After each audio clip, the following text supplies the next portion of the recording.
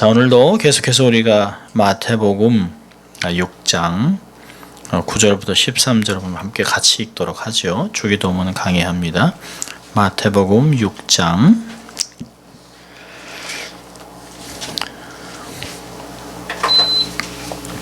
마태복음 6장 9절부터 13절 읽도록 하겠습니다. 같이 읽습니다. 그러므로 너희는 이렇게 기도하라. 하늘에 계신 우리 아버지여, 이름이 거룩히 여김을 받으시오며 나라의 마옵시며 뜻이 하늘에서 이룬 것 같이 땅에서 이루어지이다. 오늘날 우리에게 일용할 양식을 주옵시고 우리가 우리에게 죄 지은 자를 사하여 준 것 같이 우리 죄를 사하여 주옵시고 우리를 시험에 들게 하지 마옵시고 다만 악에서 구하옵소서. 대개 나라와 권세와 영광이 아버지께 영원히 있사옵나이다. 아멘. 예, 오늘은 네 번째 강의를 하는데요. 특별히 이제 마태복음 6장 10절 첫 파트입니다. 나라의 마옵시며. 우리 주기도문의 구절을 우리가 주기도문 들어가면서 우리가 봤는데요. 주기도문의 구절을 보면 크게 6가지 청원이 나오는데요. 그 6가지 청원이 이제 두 개로 나누죠. 하나님께서 당신에 대해서 당신의 이름이 거룩히 여김을 받기 원합니다. 또 당신의 나라가 임하기를 원합니다. 또 당신의 뜻이 하늘에서 이룬 것까지 땅에서도 이루어지기 원합니다. 이렇게 하나님에 대한 청원이 3가지가 나와요. 그리고 나서 우리에 대한 청원이 3가지 나오죠. 우리에게 일용할 양식을 주옵소서. 또 12절에 보면 우리가 우리에게 죄 지은 자를 사해 준 것 같이 우리의 죄를 사해 주옵시고, 또 13절에서는 우리를 시험에 들게 하지 마옵소서. 이렇게 6가지 청원을 하고 있습니다. 하나님에 대해서 3가지, 또 우리에 대해서 3가지, 이렇게 6가지 청원을 하고, 그리고 하나님께 영광을 돌리면서 이제 이렇게 마치게 됩니다. 우리가 지난번에는 첫째 청원인 하나님의 이름이 거룩히 여김을 받으시옵소서를 보았습니다. 오늘은 이제 두 번째 청원인 나라의 임하옵시며, 정확하게 번역한다면 하나님 당신의 나라가 임하기를 소원합니다. 당신의 나라가 임하옵소서라고 하는 것입니다. 그러니까 두 번째 청원의 주제는 뭘까요? 주제는 하나님의 나라입니다. 하나님의 나라. 그러니까 주기도문에서 가장 중심되는 내용은 바로 하나님의 나라입니다. 그러니까 6장 33절을 주기도문의 한 절 요약을 우리가 보고 있는데요. 보면 너희는 먼저 그의 나라와 그의 의를 구하라. 그리하면 이 모든 것을 너에게 더하시리라. 그러니까 그 6장 33절에도 역시 너희는 먼저 무엇보다 그의 나라를 구하라 라고 이렇게 예수님이 말씀하고 있습니다. 그러니까 주기도문의 핵심을 딱 한 줄로 요약한 것입니다. 그 예수님, 하나님의 나라는 예수님께서 공생애를 시작하면서 처음 선포하신 아주 핵심적인 메시지입니다. 얘기하시잖아요. 하나님의 나라가 가까이 왔다. 회개해라. 준비하라는 거죠. 하나님의 나라가 도래하고 있다. 굉장히 중요한 얘기를 하고 있습니다. 하나님의 나라가 임하기를 소원하는 기도는 예수 그리스도를 통해서 하나님의 나라의 다스림, 하나님의 통치, 모든 만물에 임하기를 바라는 그런 소원하는 기도입니다. 자, 그렇다면 오늘의 가장 핵심이 되는 하나님의 나라. 마태복음에서는 하나님의 나라는 단어를 사용하지 않습니다. 왜냐하면 유대인들은 하나님의 이름을 함부로 사용하지 않아요. 그래서 하나님 대신 하늘이라는 단어를 씁니다. 하늘나라. 그래서 천국이라는 단어가 마태에서 나오고 있어요. 마가나 누가는 다 상대방들이 로마와 헬라 사람들이기 때문에 하나님이라는 단어를 쓰고 있습니다. 근데 이 마태복음은 그 편지를 받고 있는 사람, 수신자들이 다 유대인들이에요. 그러니까 유대인들에게 하나님의 이름을 함부로 얘기할 수가 없습니다. 그래서 하나님을 대신해서 그분이 계신 그곳, 하늘, 그래서 하늘나라, 천국이라는 단어, 그래서 천국이 가까이 왔다, 회개하라라고 하는 말을 마태복음에서 쓰고 있는 것입니다. 그래서 이 마태복음에서 얘기하는 하늘나라, 천국이나 마가복음, 누가복음에서 얘기하는 하나님의 나라는 다 똑같은 것을 이야기하는 것이죠. 절대 다른 것을 이야기하는 것이 아니에요. 하나님의 나라라고 하는 개념은 사실은 구약에서는 그 단어를 사용하지 않습니다. 근데 신약에는 굉장히 많은 내용으로 하나님의 나라를 비유하고 또 이렇게 설명하고 있는 것들이 많이 있습니다. 그 중에 몇 가지를 먼저 보려고 하는데요. 자, 첫째로는 하나님의 나라는 영토의 개념이 아니에요. 하나님의 나라는 유대인들이 바라고 꿈꾸는 그런 나라가 아닙니다. 그러니까 유대인들이 바랐던 게 뭘까? 유대인들이 선생님, 언제 우리나라가 회복되겠습니까? 언제 하나님의 나라가 임하겠습니까? 그건 뭘 얘기하는 거죠? 언제 메시아가 와서 정치적으로 로마의 압제에서 로마를 물리치고 우리를 정치적으로 해방할까요? 그걸 물어보고 있는 것입니다. 그러니까 메시아가 오면 이 모든 로마의 압제에서 해방돼서 이상적인 나라, 유토피아가 건설될 것이라는 것을 믿고 있습니다. 특별히 이들이 믿고 있는 것은 정치적인 해방. 그래서 다윗의 자손으로 오는, 그래서 마치 다윗의 왕과 같이 정치적인 힘을 가지고 군사적인 힘을 가지고 로마의 압제에서 자기들을 해방해서 그 나라를 세워나갈 것을 기대하고 있습니다. 그런데 예수님이 말씀하시는 이 하나님의 나라는 절대로 정치적인 왕국이 아닙니다. 누가복음 17장을 보면 20절과 21절에 이런 말씀이 있습니다. 바리새인들이 하나님의 나라가 어느 때에 임하리까 묻거늘 예수께서 대답하여 가라사대 하나님의 나라는 볼 수 있게 임하는 것이 아니요 또 여기 있다 저기 있다고도 못하리니 하나님 나라는 너희 안에 있느니라.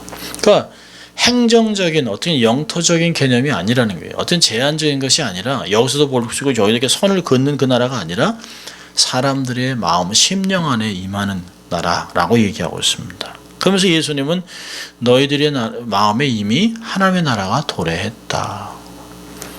그러니까 성령의 능력으로 하나님의 능력으로 귀신이 쫓겨나가는 것을 보면 이미 하나님의 나라가 도래했다라고 사실은 이야기하고 있습니다. 두 번째로는 하나님의 나라는 유대인들만의 왕국이 아니에요. 사실 유대인들은요, 전도와 선교를 안 합니다. 할 필요를 안 느껴요. 왜요? 우리 하나님인데 너희들이 믿고 싶은 유대인으로 개종하라는 거예요. 지금도 마찬가지예요. 그러니까 요나서를 보면 요나서가 얼마나 그 선교에 대한 이야기입니까? 근데 요나가 니느웨 가서 선교를 안 해요. 왜? 아니 믿고 싶으면 자기들이 와야지. 왜 우리가 나가서 복음을 전하고 더군다나 우리나라를 침략하고 힘들게 하고 원수의 나라인데 내가 왜 그 나라에 선교를 하러 가야 됩니까? 지금도 유대인들은요. 제가 가끔 이제 그 히브리 책을 사러 서적을 가보면 아주 홀대를 합니다. 아니 제가 책을 사러 갔는데 책방 주인이 반가워하고 이렇게 막 도와줘야 되잖아요. 근데 저한테 이렇게 얘기하면 넌 안 읽어도 된다는 거예요. 하나님은 우리한테 하나님이 너는 이방인이 안 읽어도 된다고. 그러면서 정말 읽고 싶으면 개종해라 이렇게 얘기하고 있습니다. 그거 얼마나 웃기는지 몰라요. 그래서 제가 뭐 히브리어로 뭐 얘기하면 하지 말라고 막 화를 막 냅니다. 화를 막 내요. 그러니까 제가 하나님의 이름을 찬양한다고 이렇게 바루크 셈 이렇게 히브리어로 얘기하면 아멘 하면서도 너는 안 해도 된다고 이렇게 얘기합니다. 하나님 찬양 안 해도 된다 이렇게 얘기합니다. 마태복음 8장을 보면 11절 12절 이렇게 얘기합니다. 또 너에게 이르노니 동서로부터 많은 사람이 이르러 아브라함과 이삭과 야곱과 함께 천국에 앉으려니와 나라의 본 자손들은 이스라엘 사람들이 유대인들이요 바깥 어두운 데 쫓겨나 거기서 울며 이를 갈미 있으리라. 이 얼마나 무서운 말입니까? 그냥 자기들은 선민이니까 그냥 하나님의 나라 하늘나라 천국에 당연히 들어가고 그냥 당연히 그 후손으로 이 하늘나라를 물려받을 줄 알고 있습니다. 근데 본토의 사람, 본국 원래 이스라엘 사람들이 쫓겨나서 이를 갈미 있으리라고 얘기를 합니다. 그러니까 하나님의 나라는 유대인들만으로 주축해서 세워진 나라가 아니라는 것이에요. 사실 유대인 당시에 바리새인이나 서기관이나 이 성경에 해박했던 사람들은 충격적인 메시지입니다. 아니 도대체 어떻게 이렇게 그럼 우리나라가 다른 나라에게 주권을 뺏긴다는 얘기나 이런 얘기를 하는 것이에요. 자, 세 번째로는요, 하나님의 나라는 믿음으로만 들어가는 나라입니다. 믿음으로만 역사하는 나라예요. 우리가 잘 알고 있는 요한복음 3장을 보면 3절에 자기를 찾아온 정말 영적인 지도자에게 이렇게 얘기합니다. 예수께서 니고데모에게 이렇게 얘기해요. 예수께서 대답하여 가라사대 진실로 진실로 내게 이르노니 사람이 거듭나지 아니하면 하나님 나라를 볼 수 없다. 그냥 보이는 나라가 아니라는 거예요. 그러니까 니고데모가 얘기하죠. 아니 그러면 이 나이에 그럼 어머니의 태에 다시 들어가야 되는 겁니까? 그렇게 얘기하니까 3장 5절에 그렇게 얘기합니다. 진실로 진실로 내게 이르노니 사람이 물과 성령으로 나지 아니하면 거듭나지 아니하면 하나님 나라에 들어갈 수 없다. 그렇게 얘기하고 있습니다. 자, 그리고 마태복음 7장에서는 마태복음에서 산상수훈을 맞추면서 마태복음 7장 21절은 이렇게 얘기합니다. 나더러 주여 주여 하는 자마다 천국에 다 들어갈 것이 아니요 다만 하늘에 계신 내 아버지의 뜻대로 행하는 자라야 들어가리라. 아무나 들어가는 게 아니라는 거예요. 내가 그냥 유대인으로 태어났으니까, 내가 바리새인이니까, 내가 서기관이니까, 말씀의 전문가니까 그게 아니라는 거예요. 하나님의 뜻을 행하는 자, 믿음으로 거듭난 자, 거듭난 것을 넘어서 그것 때문에 하나님의 말씀을 순종하고 뜻대로 살아가는 사람만이 그걸 유산으로 받을 수 있다라고 얘기하고 있습니다. 자, 또 하나는요, 네 번째로는 하나님의 나라는 하나님의 통치가 이루어지는 것이에요. 사실 이게 제일 중요한 내용인데요. 여러분, 우리가 나라가 성립되려면 이제 세 가지 요소가 있다고 하잖아요. 영토, 백성, 주권 이렇게 있습니다. 그러니까 주권은 통치권을 얘기하는 것이에요. 한국은 참 이제 슬픈 역사가 있잖아요. 일본에게 이제 36년 동안 나라를 빼앗겼습니다. 그래서 창씨개명을 하게 하고, 그 당시에는 한국 여권이 없었죠. 일본 여권을 가져야 하고, 또 한국어로 말살시키기 위해서 일본어를 쓰게 하고 그랬습니다. 그러면 나라를 잃었다 그러면 세 가지 요소가 다 없어야 되는 거 아니에요. 그런데 대한민국이라는 나라를 잃어버렸지만, 조선이라는 나라를 잃어버렸지만 영토는 그대로 있어요. 또요, 백성들도 그대로 있습니다. 뭐가 없어진 거예요?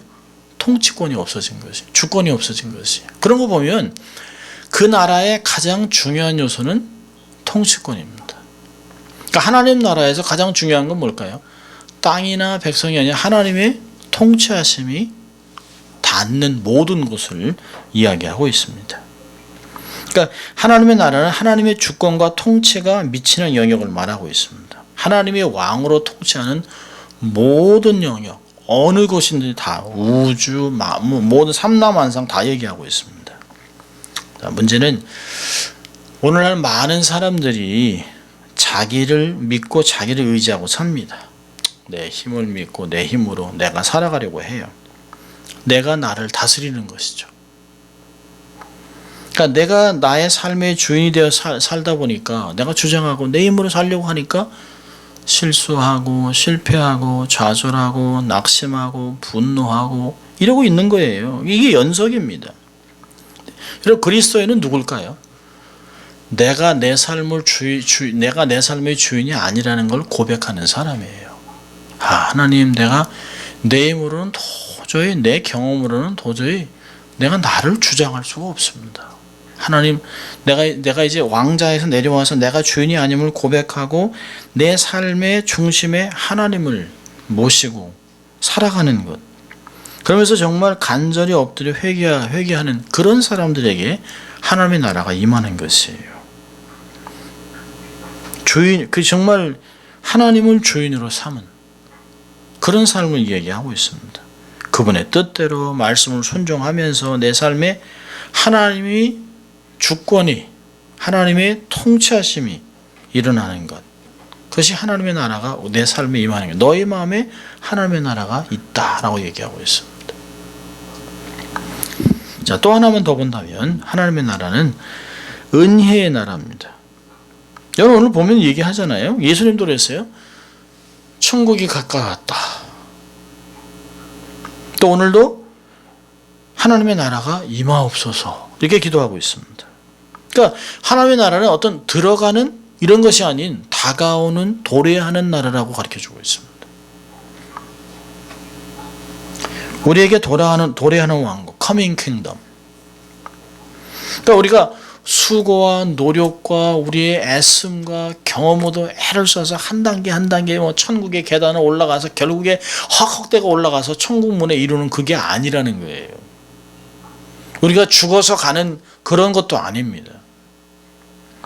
천국은 우리의 의지와 상관없이 우리의 삶에 도래하는 것이에요. 우리의 바람과 상관없이 우리에게 불가항력적으로 다가오는 은혜의 나라라고 얘기하는 것입니다. 정말 집차만한 그냥 막 쓰나미가 막 배를 뒤집어 엎고 막 바닷가의 모든 것을 막 쓸어버리고 그 막 덮치는 것 같이 우리가 감당할 수 없는 하나님의 은혜가 우리의 삶에 임하는 것이 우리가 우리의 노력으로 애를 써서 수고해서 천국에 가려고 애를 쓴다면 몇 명이나 들어갈 수 있을까요? 한 명도 못 들어갑니다. 의인은 없나니 하나도 없다. 한 사람도 우리의 의로 자기의 의로 하나님의 나라가 들어갈 사람은 없어요. 하나님의 나라가 은혜로 우리와 상관없이 전폭적으로 우리의 삶에 임하는 것이 우리에게 거저 가져다 주시는 은혜라고 얘기합니다. 우리의 구원은 불가항력적인 은혜로 이루어진 것이에요. 하나님 우리를 책정하시고 택정하셔서 어떤 직분을 주신 것이 나의 어떠함이 아니에요. 내가 잘나서 내가 노력을 해서 수고를 해서 뭘 했기 때문에 아닙니다. 그 모든 것은 다 주님의 은혜에 감사해서 행하는 그 반응이지 조건이 아니에요. 우리가 한 것은 아무것도 없습니다. 우리가 원수 되었을 때, 우리가 죄인 되었을 때 하나님의 사랑을 예수 그리스도를 통해서 알려주신 것이에요. 전폭적으로 주신 것이에요. 그런 하나님의 은혜가 그 하나님의 은혜의 나라가 우리의 삶에 도래하는 것이에요. 그래서 사실 로마서 14장에서는 이렇게 얘기합니다. 하나님의 나라는 먹는 것과 마시는 것이 아니요 오직 성령 안에서 의와 평강과 희락이라 얘기하고 있습니다. 그러니까 거룩해지는 것은 뭘 먹어서 이게 아니라는 거예요. 뭘 입어서 뭘 해서 그게 아니라는 거예요. 전폭적으로 그냥 우리의 삶에 기쁨과 의와 희락을 주시는 것이라는 것이죠. 성령 안에서 의와 평강과 기쁨이 넘치는 것이 바로 하나님의 나라라고 얘기하고 있습니다. 그렇다면 외부의 환경하고는 전혀 좌우되지 않는다는 것이에요. 우리는 어떤 조건이 되면 기쁘고 즐겁고 행복한데 이 조건이 안 맞으면 짜증나고 힘들고 어렵고 이렇습니다. 그렇다면 정말 송명희 시인 같은 사람은 정말 아무 기쁨이 없잖아요. 나 가진 것 아무것도 없지만 내가 기쁨이 있다라고 고백합니다. 힘은 아무것도 없지만 정말 세상에서 볼 때는 아무것도 아닌 것 같지만 내 삶에 넘치는 기쁨이 있다라고 고백하고 있습니다. 손 하나 까딱하지 못하고 한 글자를 쓰려면 이빨로 물어서 어떻게 누가 손으로 잡아줘서 이렇게 써 그런데 그 안에서 막 터져 나오는 기쁨이 있다는 거죠. 그게 하나님의 나라의 속성입니다. 내면에서 한없이 터져 나오는 용수 숨치는 그 기쁨, 그리고 그 기쁨을 아는 사람이 바로 하나님의 나라가 내 안에 있다라고 고백할 수 있는 것이에요. 자, 오늘 보면 하나님 나라가 임하기를 기도하고 있습니다. 그 얘기는 뭘까요? 예수님이 우리에게 얘기하는 거예요. 너희들이 하나님의 나라가 도래하기를, 하나님의 나라가 처음 삶에 올 때 그 하나님의 나라를 맞을 준비하고 그 백성으로 삶을 살아가는 그런 모습으로 살라고 얘기하는 것이에요. 하나님의 다스림을 받기 원하는 것. 그 소원을 갖고 살라는 거죠. 근데 사실은 그 이상으로 하나님의 나라가 임하는 데 대한 우리의 의무를 말해주는 것이에요. 우리는 그렇다면 그냥 말로만 하나님 하나님 나라가 임하기를 소원합니다 그리고 두 손 내려뜨리고 가만히 이렇게 있는 건 아닙니다. 그게 아닙니다. 내가 말한 것에 대해서 책임을 지는 것이에요. 하나님의 나라가 도래하기를 원하는데 하나님 나라하고는 전혀 상관없는 삶을 살아간 게 아니라는 것이에요. 어떤 신학자는 그래서 이렇게 얘기했습니다. 하나님의 나라가 임하옵시며 라고 기도하는 것은 교회의 기도일 뿐 아니라 한 걸음 더 나아가 모든 성도와 교회의 의무를 의미한다. 의무가 있다는 것이에요.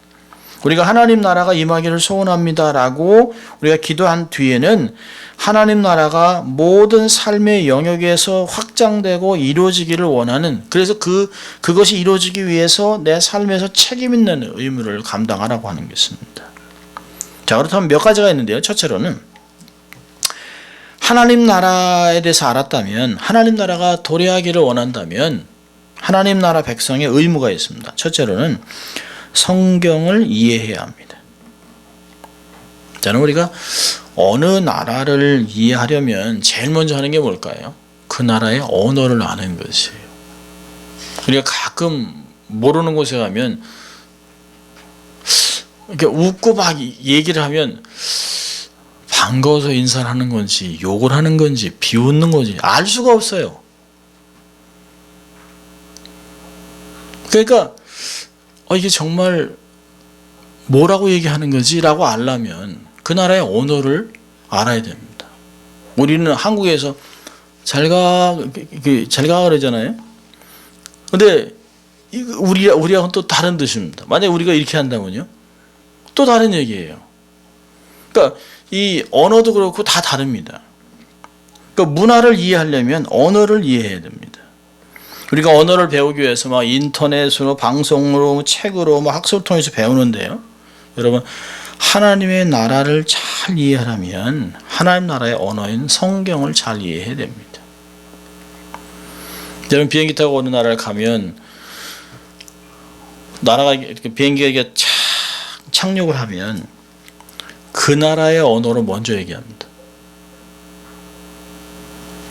우리가 이렇게 막 가서 이제 막 다니다가 미국 백인들만 있는데 갑자기 아저씨 그러면 이렇게 돌아보게 되죠. 그리고 사실 이 애국가라는 게 우리에게는 상당히 새로운 의미가 있습니다. 여기서 40년 이상을 살면서 미국 국가 부르죠. 시민이니까 부르죠. 근데 내 삶에서 그냥 자동적으로 이렇게 감동으로 나오는 건 그냥 애국동해. 그러면 그냥 자동으로 이 존경하는 마음이 생깁니다. 이 조국에 대한. 그렇다면 우리가 하나님에 대한 이야기를 들으면 자동으로 그런 반응을 해야 되는 거예요. 그런 반응을 하기 위해서는 우리가 언어가 귀가 뚫려야 합니다. 하나님의 언어를 잘 알고 있어야 돼요. 하나님 말씀을 잘 알고 있어야 됩니다. 우리가 살아있는 하나님의 말씀을 깨닫는 순간에 하나님 나라의 본질을 알게 됩니다. 하나님의 언어를 통해서 하나님이 이런 사랑으로, 이런 모습으로, 이런 손짓으로 이렇게 하나님이 내 주위에 있는 사람들을 동원해서 나를 이렇게 인도하시고 사랑하시는구나 라는 것을 알 수 있는 거지. 그전에 그냥 무덤덤으로 살다가 하나님이 어떤 방법으로 내게 다가오시는지를 알게 되는 것입니다. C.S. 루이스는 천국은 날마다 만나는 가슴 설레는 첫사랑의 향연이다. 정말 이 언어의 귀재입니다. 귀재. 너무 멋지게 표현했어요. 그러니까 하나님의 사랑의 언어인 성경을 잘 이해하면 하나님의 나라의 백성으로 커뮤니케이션을 할 수 있어요. 대화할 수 있습니다. 느낄 수 있습니다. 똑같이 있는데도 동양인들이 와 몰려 있습니다. 한국 사람인지 일본 사람인지 중국 사람인지 베트남 사람인지 모르는데요. 동해물과 하는데 딱 반응하면 그 사람은 한국 사람 이렇게 알 수 있는 것이죠. 우리가 하나님의 나라, 하나님에 대한 걸 들을 때 딱 반응할 때 우리가 그런 사람이 될 수 있는 것이에요. 그래서 우리는 성경을 잘 이해해야 합니다. 자, 두 번째로 하나님 나라의 백성의 의무는 기도해야 합니다. 하나님의 나라가 임하옵소서라고 기도하라고 그러잖아요. 우리의 기도로 인해서 하나님의 나라가 이루어지고 있다는 사실을 깨달으면 우리는 기도를 멈출 수가 없어요.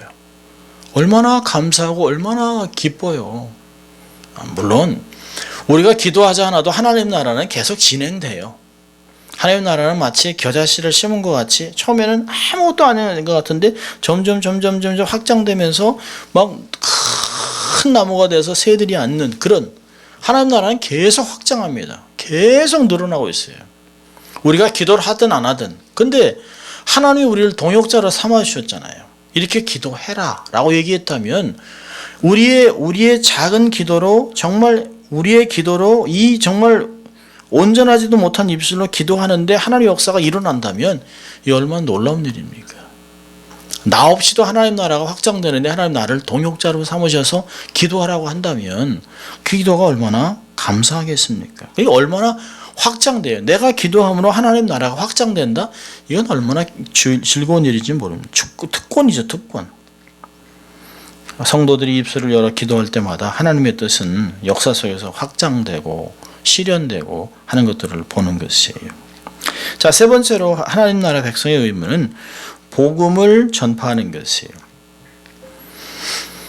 하나님의 나라는 복음 전파와 함께 확장됩니다.